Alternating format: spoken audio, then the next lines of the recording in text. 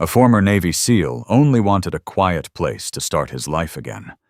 But his loyal German shepherd discovered something the entire town had forgotten for decades. Inside an abandoned house, the dog suddenly stopped, staring at the old wooden floor before clawing at it as if a secret was buried beneath. And when the final board was pulled away, they didn't just find a trap door. They uncovered an entire underground tunnel system hidden beneath the town, a secret powerful enough to change its future forever. But there are people willing to do anything to make that secret disappear. Forever. Now the former soldier and his dog must stand up once again, not on a battlefield, but to protect an entire community. Before the story begins, tell us in the comments where you are watching from, and don't forget to like and subscribe so we can continue sharing more meaningful stories like this. Now, let's begin the story. The road into Bracken Ridge curved along the northern lake like a quiet promise no one had bothered to keep. Spring had begun its slow return to this part of Minnesota, though winter had not fully released its grip yet. Patches of snow still clung stubbornly to the forest shadows. The lake beside the road lay half-frozen, cracked into pale, drifting plates that moved slowly against one another with faint scraping sounds. Pine trees lined the hillsides, tall and dark, their needles whispering softly whenever the wind passed through. Gideon Thorne drove slowly. He had learned a long time ago that arriving somewhere slowly gave a man time to notice whether he truly wanted to be there. At 35, Gideon carried the posture of someone whose body still obeyed the discipline of military training even when no one was watching. He stood roughly 6 feet tall, lean and compact rather than bulky, built for endurance instead of display. His face was clean-shaven, exposing a square jaw and high cheekbones that made his expression appear sharper than it truly was. His skin was pale, but weathered by years of northern winds and desert suns alike. His gray-blue eyes were calm, steady, and observant, the eyes of someone who had spent a long time studying the world for danger. His dark brown hair had been cut short in a practical military style, though it had grown slightly longer than regulation now that no one issued him orders anymore. He wore the same clothes he had worn for days, an old olive-gray tactical combat shirt, the fabric softened from years of wear, faintly frayed along the cuffs and shoulders. Beneath it, a dark red thermal shirt showed at the collar. His combat pants were faded into the color of moss and earth, with worn knees and sagging cargo pockets that suggested years of use. His boots were heavy military work boots, scratched and creased but still solid. A battered military watch rested on his wrist. Beside him in the passenger seat sat Atlas. The German shepherd was 6 years old and carried himself with the quiet alertness of an animal that had learned to read the world closely. His coat was thick and sable-colored layers of cream, gray, and black blending across his shoulders and back like smoke over snow. A black harness with a subtle dark red trim rested across his chest. Atlas watched the passing forest through the truck window. His amber eyes moved steadily, tracking birds, branches, and distant motion that most humans would never notice. Gideon glanced toward him briefly. "You see it too, huh?" Atlas's ears flicked once. The truck turned down a narrower road. A weathered wooden sign appeared near the roadside. Bracken Ridge, population 742. Gideon exhaled quietly. He had chosen this place deliberately. Small towns asked fewer questions. The road descended gently toward the lake. The town itself appeared gradually, first a gas station, then a small grocery store, then a handful of quiet buildings arranged along a single main street. Nothing looked rushed. Nothing looked new. It was the kind of town that had learned long ago that survival depended on patience rather than ambition. Atlas lifted his head as the truck slowed. Children rode bicycles near the corner of the street. A pickup truck rolled past slowly. A pair of elderly men stood outside a hardware store, speaking in the calm rhythm of people who had known each other for decades. Gideon stopped briefly at the only gas pump in town. As he stepped out of the truck, the cold northern wind brushed across the lake and through his shirt. The air smelled faintly of thawing earth and distant pine resin. Atlas jumped down beside him. The dog stretched, then began quietly studying the surroundings. A man stepped out from the small office beside the pump. This was Harold Pike, the town's notary and unofficial keeper of paperwork that most people in Bracken Ridge trusted more than any government office miles away. Harold was a thin man in his late 60s, with pale skin that seemed permanently dusted with the color of old paper. His hair had receded to a narrow ring of white above his ears, and thick glasses rested on the sharp bridge of his nose. His posture carried the careful stiffness of someone who had spent most of his life sitting behind a desk, sorting through documents and property records. But his eyes were sharp. Harold noticed things. "Morning," he said. His voice carried the slow politeness of someone who had learned long ago that rushing conversations rarely improved them. Gideon nodded. "Morning." Harold's gaze drifted briefly to Atlas. "That dog yours?" "Yes." Harold studied the German shepherd for a moment.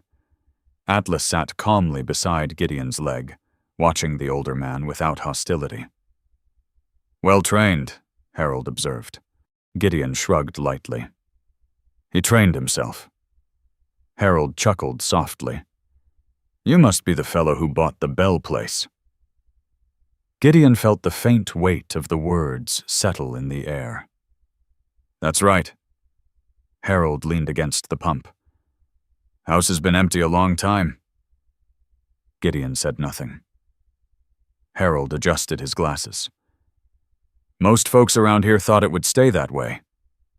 "Why?" Gideon asked. Harold paused. Then he gave a thin smile. "Old houses collect stories." Atlas suddenly stood. The dog turned toward the lake. His ears lifted slightly. Something had caught his attention. Atlas walked several steps toward the edge of the road. He lowered his nose to the cold wind blowing from the direction of the Bell property. Then he stopped, completely still. His body stiffened, not with fear, but with focus. The German shepherd turned slowly toward Gideon and let out a quiet huff, almost like a question. Harold noticed. "Strange dog you've got there," the old man said. Gideon watched Atlas carefully. The dog had caught something. Not a scent of prey. Not a stranger. Something deeper. Something that had been there long before Gideon arrived. The Bell property sat just beyond the town. The road followed the lake again for nearly a mile before ending near a cluster of tall pines. The cabin appeared between the trees. It was larger than Gideon expected. A long wooden structure with weathered gray boards and a wide porch facing the lake. The roof sagged slightly in the middle, but remained solid. A narrow dock stretched into the cold water. Behind the house stood a small storage shed. Atlas jumped out of the truck before Gideon finished parking. The dog trotted across the yard slowly, nose low to the ground, studying the unfamiliar scents. Gideon followed. The lake wind carried the sound of shifting ice across the water. The cabin door opened with a quiet creak. Inside, the air smelled faintly of cedar wood and old dust. Sunlight filtered through tall windows overlooking the lake. Furniture still stood where it had been left years ago. A wooden table, a stone fireplace, shelves filled with books. Gideon walked slowly through the rooms. Atlas remained outside. The dog had stopped near the shed. Gideon stepped back onto the porch. Atlas stood near the wooden building, staring at the ground. Then he began scratching lightly at the floorboards inside the shed. Not aggressively, deliberately. Gideon approached. "What did you find?" The shed smelled of oil and old wood. Atlas stepped aside. The dog tapped his paw twice against a particular section of the wooden floor. The sound was different. Hollow. Gideon crouched. His fingers brushed across the board. The wood felt colder there, as if the earth beneath it held something hidden. Atlas watched him carefully. Gideon leaned closer. For a moment, the wind outside faded into silence. Something waited beneath the floor.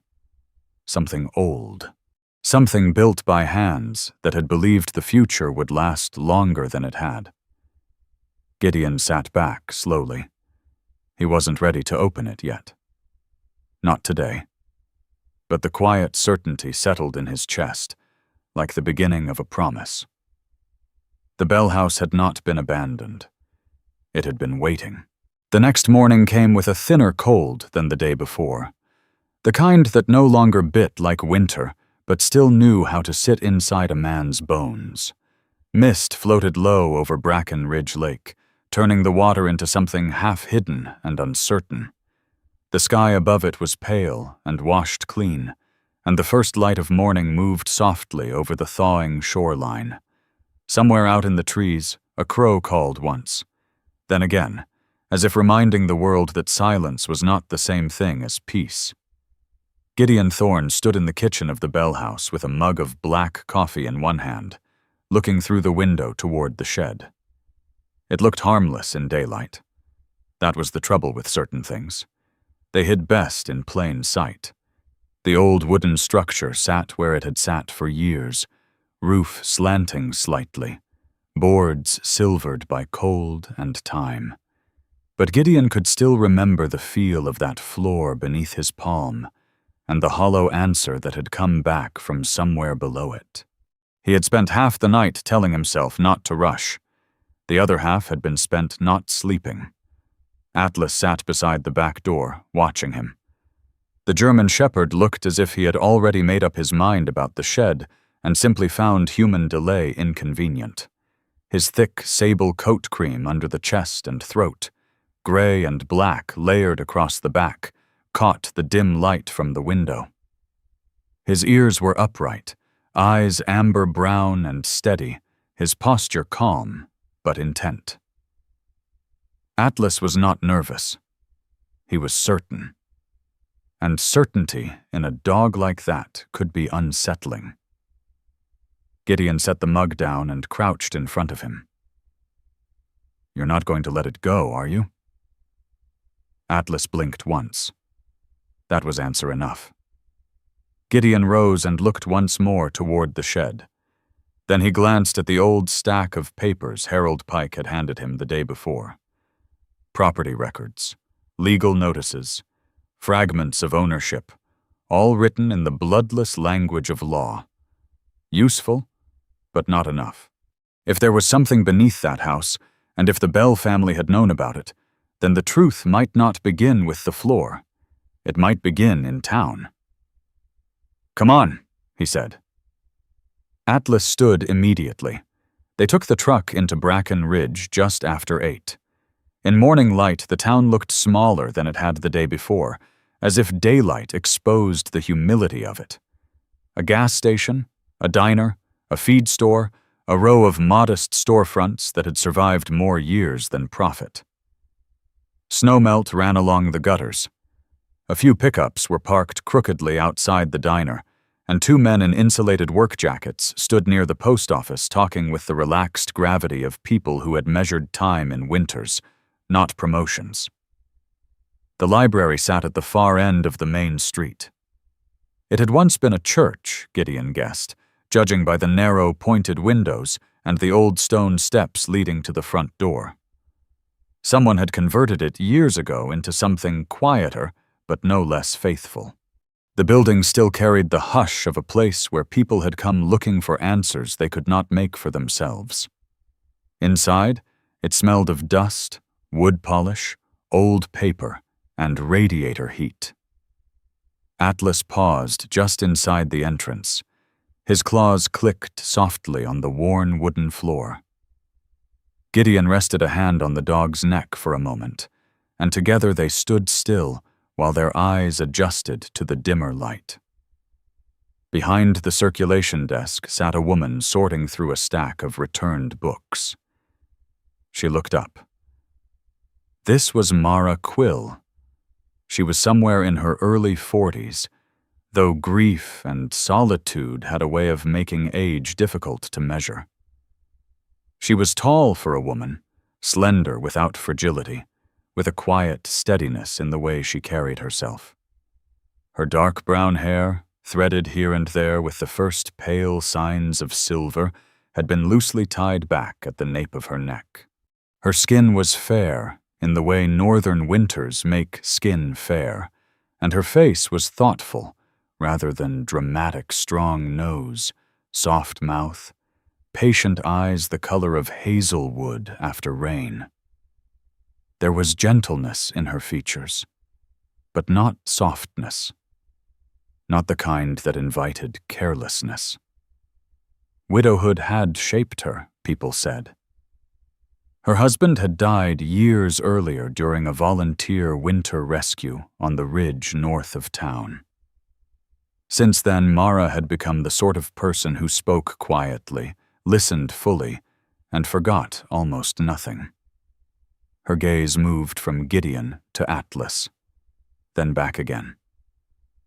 "You must be the new owner of the Bell place," she said. Her voice was low and even, almost library-shaped itself.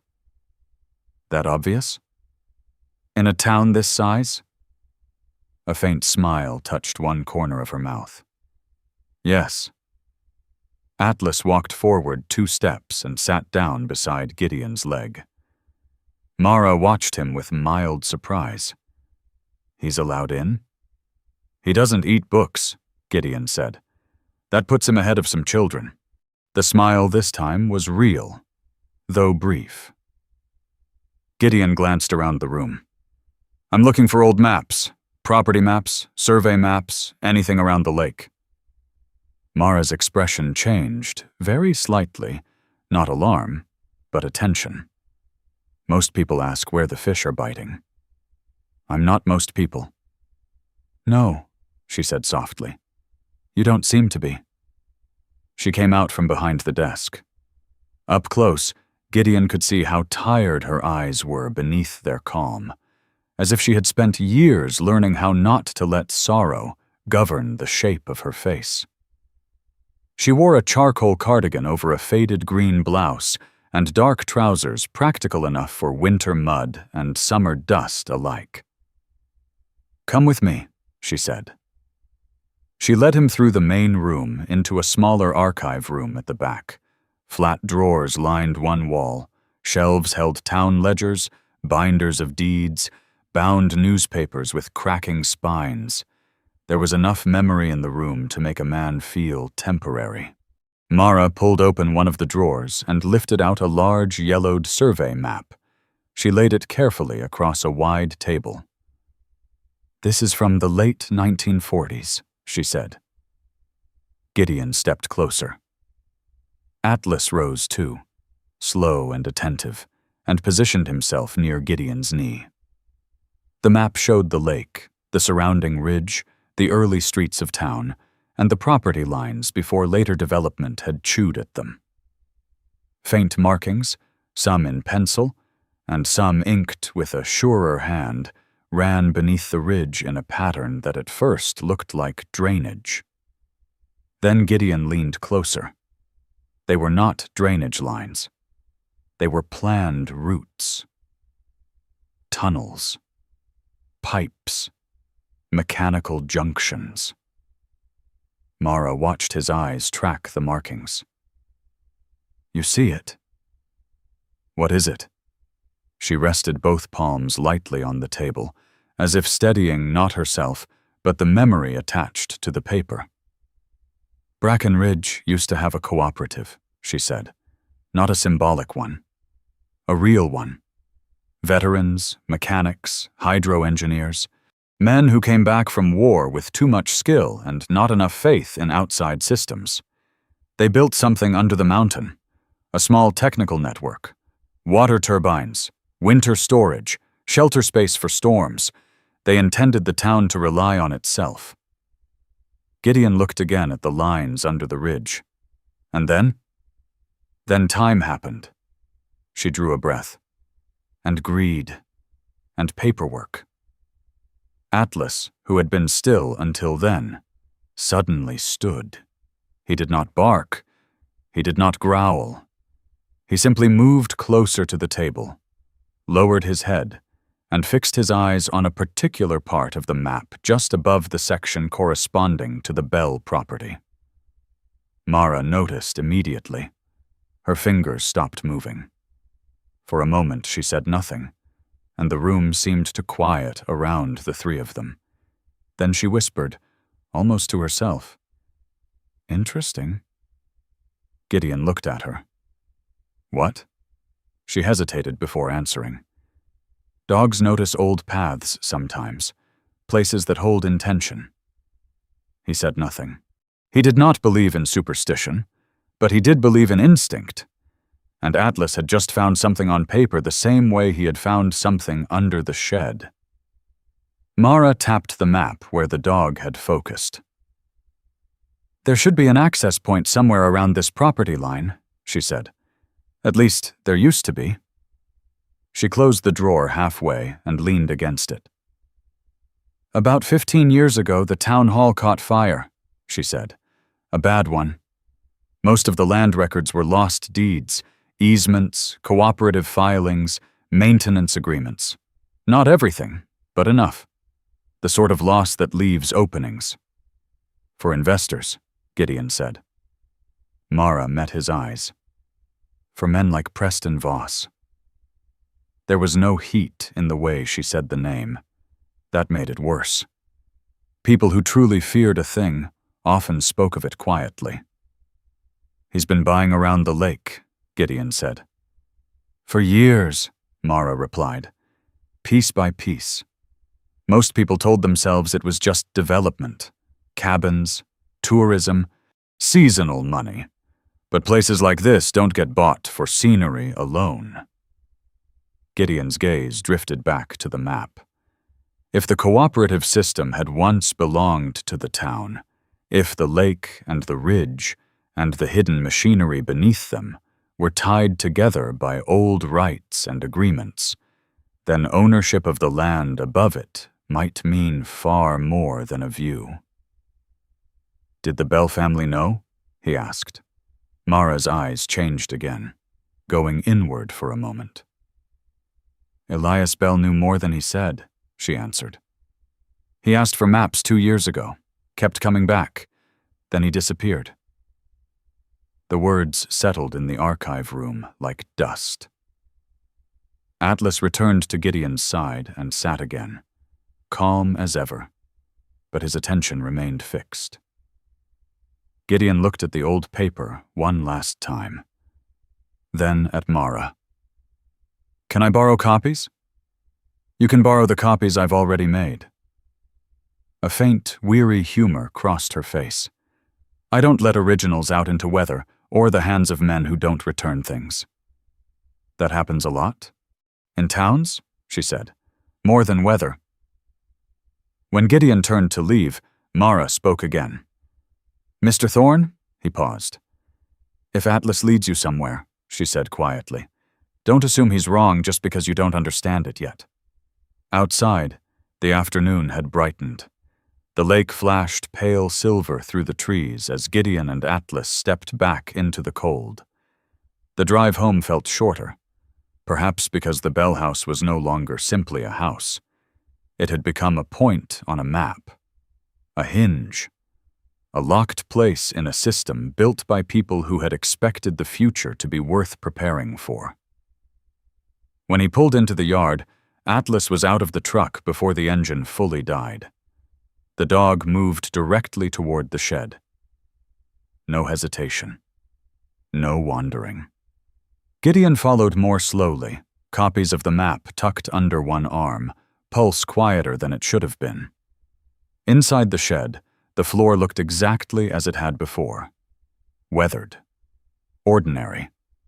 But ordinary things had begun to run out of excuses. Gideon knelt where Atlas stopped. His hand rested on the boards. Somewhere beneath them was metal. And beneath the metal, if Mara's map was right, there were stairs, tunnels, and a whole forgotten argument between the past and the men trying to buy the future. Atlas sat before him as though waiting for a command. Gideon looked once more at the copied map in his hand, then back to the floor. The Bell property was not merely abandoned, it was positioned, and whatever waited below it had once belonged to the beating heart of the town. The afternoon light stretched long across the lake when Gideon Thorne stepped out of the truck and walked toward the shed again. Bracken Ridge had fallen quiet the way northern towns often did in the middle of the day. The road behind the Bell property carried no traffic. Wind moved gently through the tall pines, brushing their branches together in a slow whisper that sounded almost like distant surf. Atlas was already waiting beside the shed. The German shepherd stood with calm certainty, his amber eyes fixed on the floorboards inside the old structure. His sable coat cream beneath the chest and neck, gray fading into black across his back, shifted slightly with the wind. The black harness with its thin red trim rested across his shoulders like a soldier's gear. He had not moved far from the spot since Gideon returned from town. For Atlas, the question had never been whether something existed beneath the shed. Only when the human would finally understand it. Gideon stepped inside. The shed smelled faintly of old pine resin, rusted tools, and motor oil long dried into the wood. Dust floated through the narrow shafts of sunlight that slipped between the planks. Atlas tapped the floor again with his paw. The sound answered with the same hollow echo. Gideon crouched and set the folded copies of Mara Quill's map on a nearby workbench. He rested his hand on the floorboard Atlas had pointed out the night before. Cold, not the natural chill of wood sitting in shade, the deeper cold of metal beneath it. He exhaled slowly. "All right," he murmured. Atlas sat. Gideon fetched a crowbar from the truck and returned. The tool slid beneath the edge of the board with a dry groan. Old nails protested softly as he worked them loose. The board lifted. Underneath lay a square metal plate, not rusted scrap. A hatch. The surface bore the faint imprint of a symbol pressed into the steel decades earlier. A circle. 8 thin rays extending outward. Gideon recognized it immediately. The same symbol marked on Mara's map. The old cooperative sign. Atlas leaned forward slightly. His nose hovered inches from the metal. Atlas suddenly stiffened. His ears lifted. Then he did something Gideon had only seen a few times before. The dog placed one paw gently on the hatch and lowered his head, almost like a quiet acknowledgement of something unseen below. Not fear. Recognition. Gideon felt a small chill move along the back of his neck. Atlas stepped back, waiting. The hatch opened with a low metallic groan. Cold air rose from the darkness below. It carried a faint smell of wet stone and machinery. Gideon switched on his flashlight. The beam cut through the darkness, revealing a narrow steel staircase descending into the earth. Atlas moved first. The German shepherd stepped onto the metal stairs with deliberate caution, claws clicking softly against each step. Gideon followed, pulling the hatch closed behind them to keep the wind from slamming it shut. The temperature dropped as they descended. The staircase ended at a concrete corridor reinforced with thick steel beams. Pipes ran along the ceiling, some wrapped in insulation that had long ago begun to fray. The beam of Gideon's flashlight moved slowly across the walls. Whoever had built this had known what they were doing. The engineering was careful, purposeful. Atlas walked ahead, nose low. His movements were calm, almost reverent. The corridor curved gently and then opened. Gideon stopped. The flashlight beam spread across an enormous underground chamber carved into the rock beneath the ridge. For a moment he simply stared.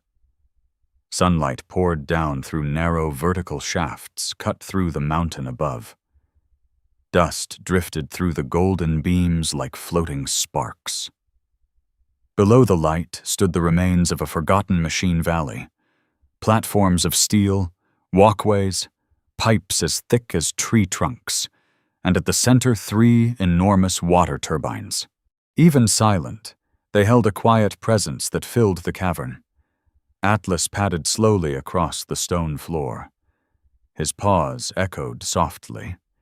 Gideon moved after him. The turbines were massive cylinders connected to the lake through reinforced intake pipes carved into the mountain.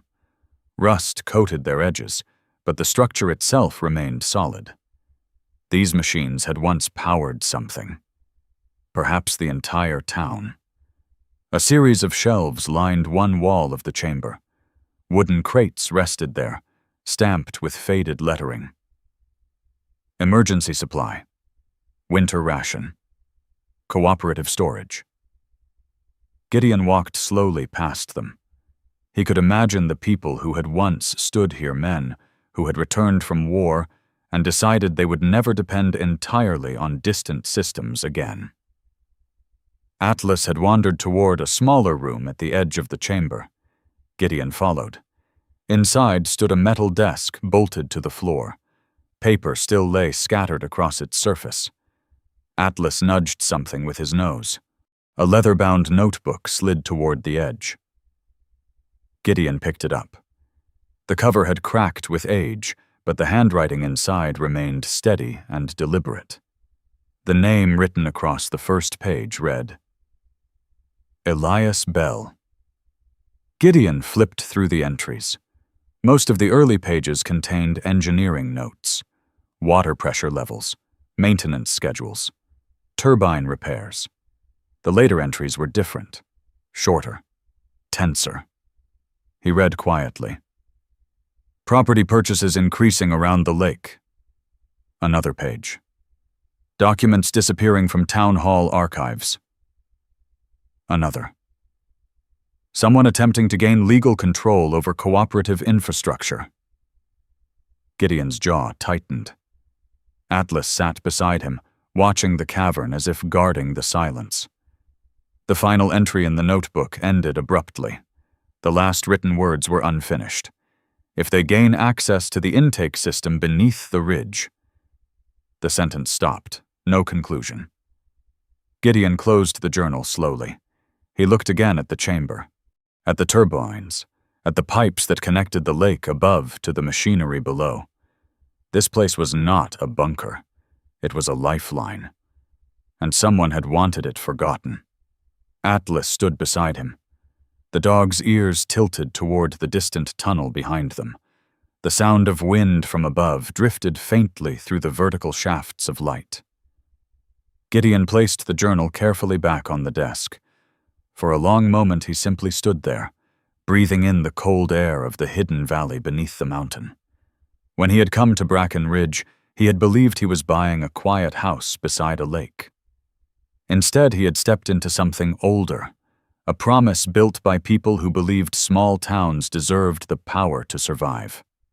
And somewhere outside these tunnels, someone was trying to take it.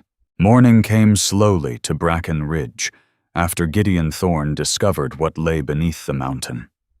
The air above the lake carried the thin chill of northern spring, the kind that never fully vanished until summer settled in.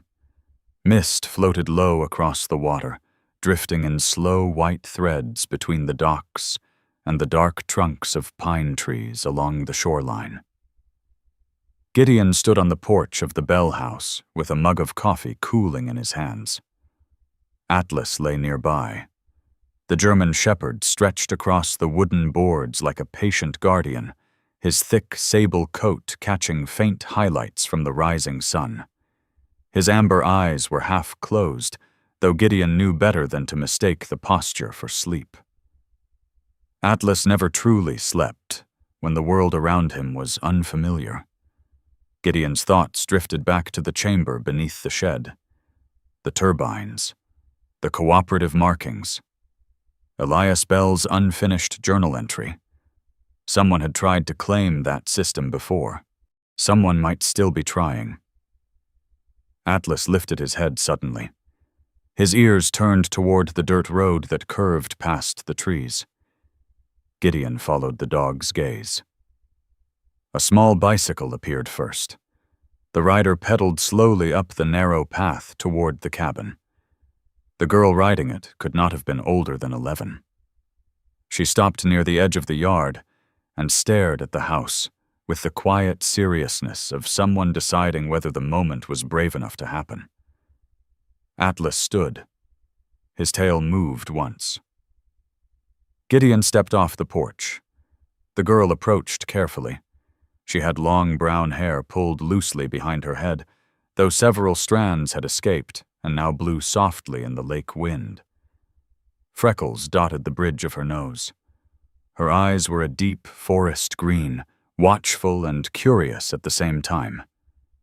This was Wren Bell. She looked at Gideon first, then at Atlas. "Is that your dog?" she asked. Gideon nodded. "Yes." Atlas walked forward slowly and sat in front of her. The girl smiled faintly. "He looks like he understands things." "He usually does." Wren looked toward the house. "You bought it." "That's right." Her gaze lingered on the porch and windows, as if she were seeing ghosts only she recognized. "My dad built the dock," she said quietly. The words carried no accusation, only memory. Atlas leaned forward and nudged her hand gently. She scratched behind his ear without hesitation. Gideon watched the small interaction carefully. Dogs often decided faster than humans who could be trusted. Atlas seemed satisfied. "Your name?" Gideon asked. "Wren." She nodded toward the trees behind the property. "We used to live down the road." "You and your father?" "Yes." Her voice softened slightly. "He liked this place." Gideon studied her. "What happened to him?" Wren hesitated. Then she pointed toward the shed. "He went down there." Gideon felt the quiet weight of the words settle in the air. "Down where?" Wren pointed again. "Under the shed." Atlas stood immediately. The dog turned his head toward the small building as if confirming the direction. "He told me not to follow," Wren continued, her voice barely louder than the wind moving across the lake. "But I did once." Gideon crouched slightly. "What did you see?" "Machines." Her eyes brightened with the strange excitement of memory. "And lights in the rock." The sound of an engine drifted down the road before Gideon could ask more. A dusty pickup truck rolled into view and stopped near the gate. The man who stepped out carried the careful posture of someone who had spent most of his life walking forest trails rather than city streets. This was Elias Bell. He was older than Gideon expected, early 50s perhaps, but strong in the way men remain strong after decades of working outdoors. His beard was dark with streaks of gray along the jawline, and his hair had grown long enough to brush the collar of his faded ranger jacket. His skin carried the weathered tone of someone who had spent years under northern sun and winter wind. Elias froze when he saw Gideon. Then he noticed Wren. His eyes softened immediately. "You weren't supposed to ride up here alone," he said gently. "I wanted to see the dog." Elias sighed. He walked closer, boots crunching lightly across the gravel. Up close, his eyes revealed something deeper than simple exhaustion. A constant alertness. The kind of vigilance that came from knowing someone might be watching. He extended a hand toward Gideon. "I'm Elias Bell." Gideon shook it. "Gideon Thorne." Elias glanced briefly toward the shed, then toward Atlas. "That dog find the hatch?" Gideon did not answer immediately. Instead, he studied the man's face. "You built the turbines." Elias smiled faintly. "My father helped build them. I helped keep them running." Wren sat down on the edge of the porch steps. Atlas settled beside her. The lake wind moved through the trees again, carrying the smell of water and thawing soil. Elias leaned against the railing. "I kept hoping someone honest would buy this place," he said quietly, "instead of Voss." Gideon's eyes narrowed slightly. "Preston Voss." Elias nodded. "He's been buying land around the lake for years." "For development? That's what he tells people." Elias's gaze drifted toward the water. "But if he controls the lake access points, he controls the turbines beneath the ridge." Gideon remembered the pipes carved into the rock beneath the mountain. The system connected everything: land, water, power. Elias looked back at him. "Most people think those machines stopped working decades ago." "They didn't." "No." The word came out with quiet certainty. Elias pushed himself off the railing. "If Voss gets control of the intake tunnels, he can shut down the whole cooperative system." Wren looked up. "Is that bad?" Elias crouched beside her. "It would mean the town loses something that was built to protect it." Atlas lifted his head slightly. The dog watched Elias closely. Then, slowly, he wagged his tail once, as if acknowledging a fellow guardian. Elias stood again. He looked at Gideon. "You opened the hatch." "Yes." "Then you know." Gideon glanced toward the shed. "Yes." For a moment, neither man spoke. The wind across the lake grew slightly stronger, sending small waves against the dock Elias had built years earlier. Finally, Elias said quietly, "Then we should probably start figuring out how to keep it safe." The sky above Bracken Ridge turned heavy before the storm ever arrived. By late afternoon, a gray ceiling of clouds pressed low over the lake, flattening the light until the water looked like dull metal stretching toward the far shore. Pine branches leaned under the rising wind. The air carried that particular silence that northern towns learned to recognize, the quiet before weather arrived with purpose. Gideon Thorne stood inside the Bell house, watching the lake through the window. Atlas lay on the wooden floor nearby, though the German shepherd had been awake for most of the past hour. His ears shifted with every change in the wind outside. His amber eyes tracked sounds that the human ear would never notice. Wren Bell sat cross-legged near the fireplace, sketching something in a small notebook. The girl had begun visiting the house often since the day Gideon met her father. The Bell property had been her world long before Gideon arrived, and she moved through it with the quiet familiarity of someone who knew every tree and stone. Outside, the wind rose. The branches of the tall pines began to sway. A distant rumble of thunder rolled over the hills. Elias Bell stepped through the front door carrying a coil of rope over one shoulder. Rain already darkened the fabric of his faded ranger jacket. The man's presence filled the room with the steady gravity of someone used to preparing for problems before they arrived. "We need to check the intake tunnels," Elias said. Gideon turned from the window. "You think Voss will move tonight?" Elias nodded once. "This storm will push the lake level up. If someone wanted to damage the turbines, tonight would do it." Atlas stood immediately. The dog walked to the door and waited. Wren looked up from her notebook. "I'm coming." "No," Elias said quickly, but the girl had already grabbed her coat. "You said the tunnels belong to the town," she replied quietly. "That includes me." Elias opened his mouth to argue. Then he stopped. He knew the stubbornness in his daughter's eyes. He sighed and nodded toward Gideon. "Stay close to him." Rain began falling as they reached the shed. The storm had arrived fully now. Wind pushed the rain sideways through the trees. Lightning flashed briefly across the lake, illuminating the waves crashing against the dock Elias had built years ago. Atlas was the first to enter the shed. The dog moved directly to the hatch beneath the floorboards. Gideon lifted it. Cold air rushed upward from the tunnel below. They descended quickly. The underground corridor echoed faintly with the distant roar of water. The turbines deeper inside the system had begun to spin faster under the pressure of the rising lake. By the time they reached the main chamber, the storm above them sounded like 1,000 drums pounding against the mountain. Atlas stopped.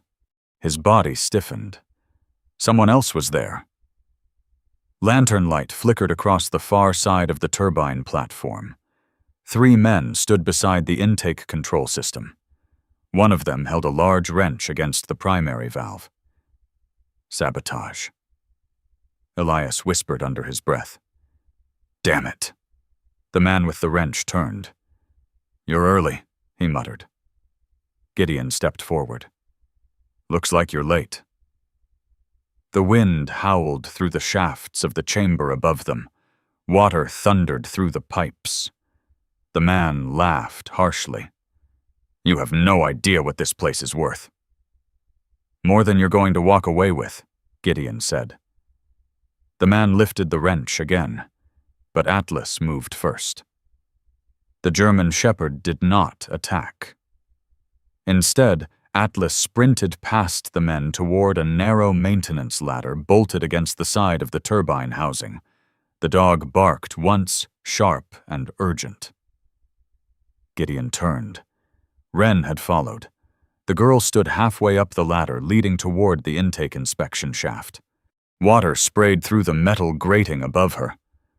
The pressure from the storm-swollen lake had forced open a maintenance gate. If the gate failed, the entire turbine housing could flood. "Wren!" Elias shouted. The girl froze. Atlas planted himself at the base of the ladder, barking upward as if guiding her. The men behind Gideon moved. One lunged toward the valve again. Gideon reacted instantly. Years of military training returned without hesitation. He drove forward, grabbing the man's arm and twisting the wrench free. The metal tool clattered across the platform. Another man tried to push past him. Elias stepped into the path and shoved him back with surprising strength. Water roared louder inside the intake pipe. Gideon climbed the ladder toward Wren. The metal rungs vibrated under the pressure of the water system. "Hold still," he told her. The girl's green eyes were wide but steady. "I was trying to close it."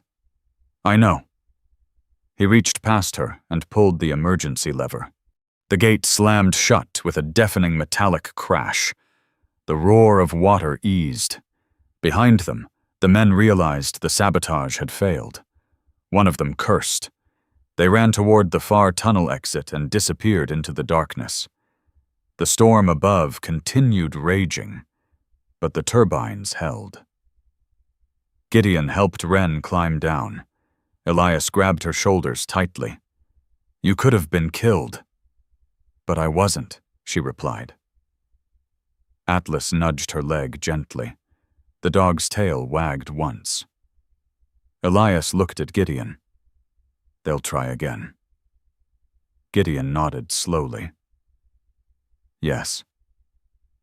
The storm thundered across the mountain above them, but the turbines continued spinning. The cooperative system still lived. And now everyone in the chamber understood something important. The fight for Bracken Ridge had truly begun. The storm left Bracken Ridge slowly. Morning sunlight returned in fragments, thin, pale beams, sliding through torn clouds that still drifted above the lake. The air smelled of wet pine, soaked earth, and cold metal. Meltwater ran in quiet streams along the roadside where the storm had pushed rain and debris into shallow gutters. The town woke carefully. People stepped outside their houses to inspect fences, roofs, and docks. Trucks rolled slowly along the main street. Conversations happened in clusters beside mailboxes and pickup beds. Storms were common in northern country, but this one had carried an unease no one could quite explain. Word had spread quickly. Not about the weather, about the tunnels, about the men found near the ridge road before dawn, about the Bell property. Gideon Thorne stood on the front steps of the town hall as the first citizens arrived. The building itself was modest, built of weathered brick with a narrow tower that once held a bell used to signal fires decades earlier. Its wooden doors had been repainted many times, though the grain beneath the paint still showed faintly through the layers. Atlas sat beside him. The German shepherd's thick sable coat had dried after the storm, though faint streaks of mud still clung to the lower edges of his fur. His amber eyes studied each arriving vehicle with quiet vigilance. Wren Bell sat on the steps nearby. Her bicycle leaned against the railing. The girl had not spoken much that morning. The events beneath the ridge still lived in her thoughts, yet she stayed close to Atlas, resting one hand lightly against his shoulder, as if drawing courage from the steady warmth of the dog. Elias Bell stood near the entrance door. The ranger's broad shoulders seemed heavier today, though the fatigue in his posture came from long years rather than a single storm. His beard had been trimmed that morning, but gray streaks still showed through the dark hair along his jaw. His eyes moved frequently toward the road, watching for something he knew was coming. Inside the building, chairs had been arranged in careful rows. At the front of the room stood a long wooden table where the town council normally gathered. Today, it held several thick binders and stacks of yellowed documents. One man sat behind them quietly reviewing the papers. This was Dr. Leonard Hayes. Hayes was a thin man in his early 70s, with narrow shoulders and a long face framed by snow-white hair that had once been dark. His glasses were thick enough to magnify the pale blue of his eyes, which moved slowly but precisely across the pages before him. Dr. Hayes had once taught civil engineering at the State University before retiring to Bracken Ridge after his wife died. In retirement, he had become the unofficial historian of the town's infrastructure bridges, water systems, land rights, and the strange cooperative agreements that had shaped the region decades earlier. Few people understood the tunnels beneath the ridge better than he did. He looked up as Gideon entered. "Mr. Thorne," Hayes said quietly. His voice carried the gentle patience of someone who had spent a lifetime explaining complicated things to people who preferred simpler answers. "You discovered the intake chamber." Gideon nodded. Hayes closed the binder in front of him. I suspected someone eventually would. Wren moved closer to the table, peering curiously at the old documents. "What are those?" she asked. "History," Hayes replied. The girl frowned. "That looks like paperwork."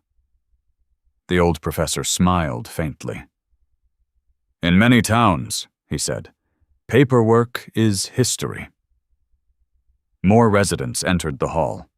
Farmers, shop owners, mechanics, people who had lived in Bracken Ridge long enough to understand that some meetings mattered more than others.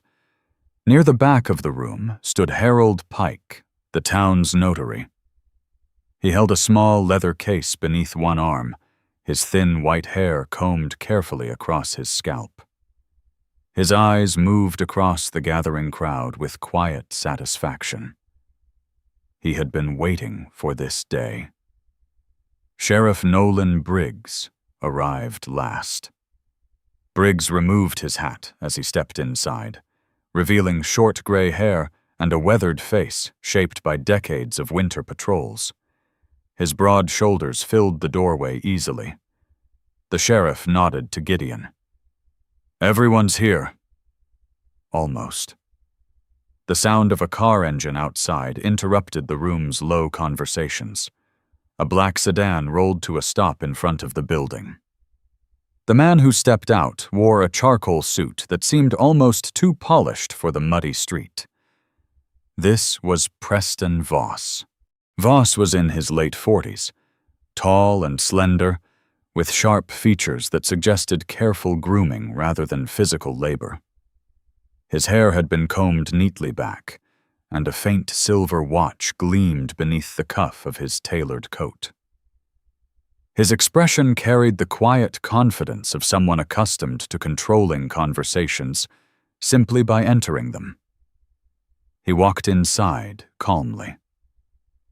The room grew still. Atlas stood. The dog did not bark. He simply rose and stepped slightly forward, positioning himself between Voss and the center of the room. His ears tilted forward. His posture was relaxed, but deliberate. Preston Voss noticed. He paused. For a brief moment, the businessman studied the German shepherd, with the mild curiosity one might give to an unexpected obstacle. Then he smiled thinly. "Interesting dog," he said. Atlas did not move. Voss walked to the front table and placed both hands lightly against the wood. "I assume this meeting concerns my recent property acquisitions?" Dr. Hayes adjusted his glasses. "It concerns something older than that." Harold Pike stepped forward and opened his leather case. Inside were several documents sealed in protective plastic. "These," Pike said, "were removed from the town hall archive before the fire 15 years ago." He placed them carefully on the table. The room leaned closer. Hayes lifted the top document. The paper was fragile with age, its ink faded but still legible. "The original Bracken Ridge Cooperative Charter, signed in 1947, he said. Murmurs spread through the hall. Voss's smile remained unchanged. "Old paperwork does not override modern property law." Hayes nodded calmly. "That would normally be correct." He turned the page. "But the cooperative charter includes a legally binding easement covering the lake intake system and the tunnels beneath the ridge." Harold Pike slid another document forward. "Which means no individual landowner may claim control over the turbines."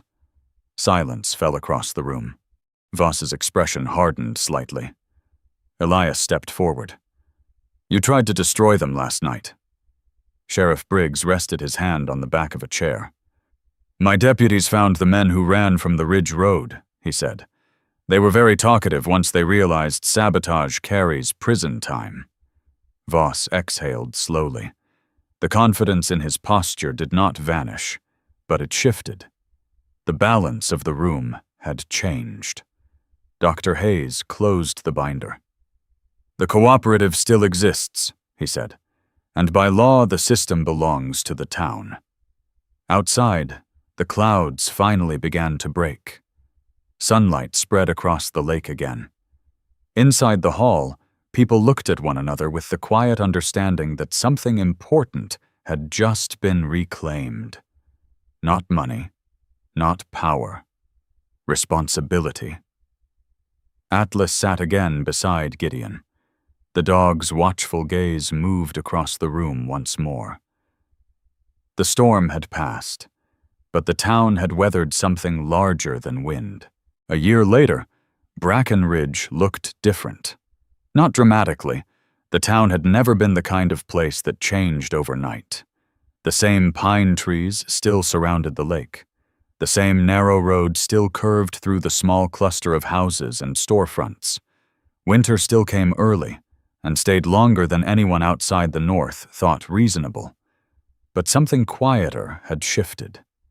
The town carried a different kind of confidence now. Spring sunlight spilled across the lake again, turning the water silver where the wind brushed its surface. Small waves tapped gently against the wooden dock behind the bell house. Gideon Thorne stood at the edge of that dock with his hands resting on the railing. The air smelled of pine and thawing earth. Atlas lay nearby, stretched across the warm planks of the dock. The German shepherd's thick sable coat had grown fuller through the winter months. Time had not slowed him much, though the dog now carried the calm patience of an animal who had seen enough of the world to know that most problems revealed themselves eventually.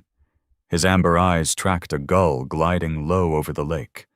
Behind them, the bell house had changed in small but meaningful ways. Fresh boards repaired the porch railing. The shed had been reinforced. A narrow metal plaque now hung beside the door. Northlight Trust. The name had come from Wren. The cooperative charter recovered in the town hall meeting had done more than save the turbines beneath the ridge. It had reminded people why those machines existed in the first place. The tunnels had never been about electricity alone. They had been about independence, about small communities protecting themselves from distant decisions made by strangers who would never see the consequences. The Northlight Trust had been created to guard that idea. Wren stepped onto the dock, carrying a stack of papers. The girl had grown taller over the past year. Her brown hair now fell nearly to her shoulders when it escaped the loose braid she preferred. The freckles across her nose remained, though her expression had changed. The cautious uncertainty she once carried had softened into quiet determination. She dropped the papers beside Gideon. "More letters," she said. Gideon glanced down. Requests, land disputes, water rights conflicts. Communities from across the northern states had begun hearing about what happened in Bracken Ridge. Stories traveled, sometimes faster than the truth. Atlas stood and nudged Wren's hand gently. She scratched behind his ear. "He still thinks he's the boss," she said. "He usually is." Across the yard, a truck rolled slowly toward the house. The driver stepped out. This was Maeve Calder. Maeve had become one of the quiet pillars of the town during the past year. She was a veterinarian by profession, though her work had gradually expanded into something closer to community medicine. Animals, farms, and occasionally stubborn human beings found their way to her small clinic near the edge of town. She was in her early 40s, tall and lean with a natural strength that came from years of physical work rather than deliberate exercise. Her hair was dark auburn, usually tied back loosely at the base of her neck, though a few strands always escaped when the wind moved through the valley. Her skin carried the pale tone of someone who spent more time outdoors than indoors. But it was her eyes people noticed first. A steady gray-green, thoughtful and patient. the eyes of someone who listened more than she spoke. Maeve walked across the yard and joined them on the dock. "Town council approved the new turbine inspection schedule," she said. Gideon nodded. "That was faster than I expected." "They're learning." Maeve glanced toward the lake. "The turbines are running stronger than they have in decades." Atlas watched her calmly. Maeve crouched briefly and rubbed the dog's neck. "Still keeping everyone in line?" she asked him. Atlas wagged his tail once. Wren leaned against the railing. "Dad says the intake tunnels might outlast the town." Maeve smiled faintly. "Good engineering does that." For a while, the three of them stood in silence. The wind across the lake carried the sound of distant birds and the low rumble of a truck moving somewhere along the road. The quiet felt earned. Atlas suddenly lifted his head. The dog turned toward the mailbox near the road. A small white truck had stopped there. The driver stepped out, carrying a single envelope. He placed it carefully inside the box and drove away. Atlas barked once, not loudly, just enough to draw Gideon's attention. Wren ran up the path and retrieved the letter. She returned slowly. "There's no return address." Gideon opened it. The paper inside had been folded neatly. He read the first line silently. Then he handed it to Maeve. Her eyes moved across the page. "What is it?" Wren asked. Maeve looked up. "Another town," she said. "Montana." The letter described a small farming community facing the same problem Bracken Ridge had nearly lost itself to. Land purchases, water rights, a company quietly buying access points to a river that sustained several small towns. At the bottom of the page, someone had written a final line. "Someone told us there's a place in Minnesota that knows how to fight back." Gideon folded the letter again. The lake stretched wide before them. The turbines beneath the mountain continued spinning quietly, turning cold northern water into power the town could depend on. But the cooperative had become something larger now. Something the people who built it might never have imagined. Atlas rested his head against Gideon's knee. The dog's warm breath moved slowly against the fabric of his pants. Gideon looked down at him. "You hear that?" Atlas blinked. Then his tail tapped once against the dock. Wren grinned. "Looks like we're not done." Maeve leaned against the railing. "No," she said softly. "You're not." The wind moved across the lake again. Sunlight flashed across the water, scattering reflections like fragments of distant stars. And somewhere beneath the mountain, the turbines continued their slow, steady work, turning the quiet strength of the lake into something that could protect the town for generations. Gideon looked across the valley. A year ago, he had come here to disappear. Instead, Bracken Ridge had given him something he had not expected. A place to stand. A place worth defending. Atlas stood beside him, watching the horizon with the calm patience of a guardian who knew that some roads never truly ended. They only widened. Before we finish, there is something deeper this story leaves behind. Bracken Ridge was not saved by strength alone. It was not the turbines, the tunnels, or even the courage of a single man that kept the town alive. What truly protected that place was something quieter: faith, responsibility, and the willingness of ordinary people to stand up for what is right. Sometimes we look for miracles in loud moments, thunder, fire, or sudden answers.